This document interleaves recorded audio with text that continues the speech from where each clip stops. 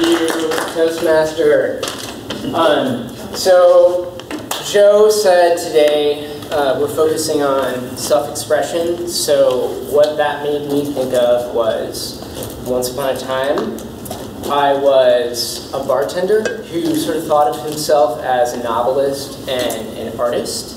When I realized that technically, on my tax forms, I was really more of a bartender. I stopped being a bartender and I moved to Washington, D.C.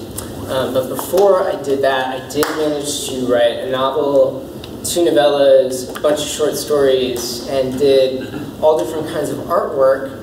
And I did a book-length thesis on Franz Kafka. So, as you know, this week is the 100th anniversary, specifically Saturday night and Sunday morning are the 100th anniversary of Franz Kafka, of Kafka's composition of The Judgment, which is his inaugural short story. It kind of gives birth to his body of work. And so I thought I'd talk to you a little bit about Kafka today. Let's see, let me see my notes. So my thesis about Franz Kafka had to do with how the general context in some of his stories, as well as bizarrely some of the minute and precise details in those stories, seem to be parables or fairy tales or prophecies about specific ways in which members of his family, lovers that he had, friends that he had, would later be accosted and murdered in the European Holocaust. So this is actually like a big reason of like why he became famous posthumously. People didn't know who he was when he was alive. But scholars don't like to talk about it because they're afraid that people will think they're like a kook. Because they're afraid people will think that they think Franz Kafka has clairvoyance or superpowers and can see the future, which is not true of them. And I also don't think that Franz Kafka actually could see the future. I just think that he had this really deep understanding of what human beings are about. And so when he wrote, his stories were like Rorschach tests, or like Rorschach tests where when you look into them, you can kind of see yourself, you can see things that you're afraid of, and you can see how maybe they're allegories of different types of things. And everybody sees something different when they read and look into Franz Kafka. When I moved to DC, I started going to church with my girlfriend, which was weird for me because I grew up in a Jewish home,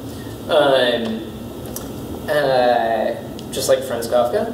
And another thing that was weird for me is like I would meet these people and they'd be like, I have a personal relationship with Jesus Christ.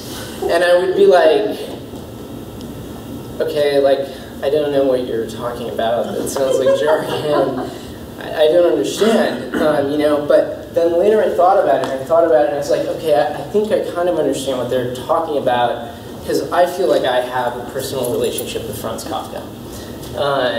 And what I mean by that is like, I feel like he knows more about me, and I know more about him than most people who are actually geographically and temporally proximal to me know about me, or I know about them. Most people that are in my life or kind of around me, I don't know that much about them, what's going on with them, and they don't know that much about me. And Franz Kafka really understands, in particular, that kind of like alienation where I don't understand you, you don't understand me. He understands how people misunderstand each other. And so there's like, I don't understand you, you don't understand me, and then there's this third element where it's like, I also don't understand myself. I don't actually know why I'm doing what I'm doing or what's going on with myself. So the story that he wrote, where this is really beautifully illustrated, is The Metamorphosis. The Metamorphosis is his most famous story. If you know anything about Franz Kafka, you know that he wrote a story about a salesman who wakes up one day turned into a cockroach or a bug, or actually in the story it's a little bit more like a centipede.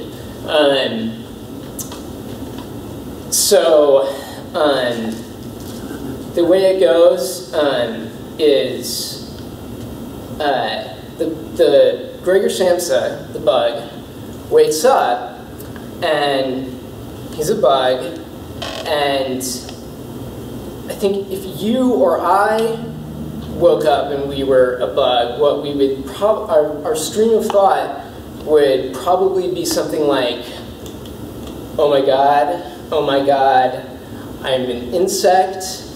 Oh my god, holy shit, what is going on? I'm an insect. That's not Gregor Samsa's stream of thought, though. Gregor Samsa's stream of thought is like, oh my god, I've chosen such a boring profession. My boss is such an asshole. Why am I in this situation? How can I get out of this situation? I've missed my train. I might get fired. It's just not fair. And I need to get up and catch the next train and get my clothes on. And he starts rehearsing excuses that he's going to give to his boss about why he was late, why he missed his train. He's aware of the fact that he's turned into a bug, but that's just not his focus. And it's not his family's focus either, right? So they're like knocking on the door, the office manager is out there being a total prick also, and the door eventually bursts open, and they're like, oh my god, you're a bug. But for the rest of the story, their real concerns are like, for the sister, it's like, oh my god, my brother was going to pay my dowry, now I can never get married, I'm going to have to go to work. The parents are like, oh my god, our son was supporting us in our old age, now he can't, we're going to have to go back to work. So kind of the real problem in the story is hardly, like no one is aware of it or focused on it.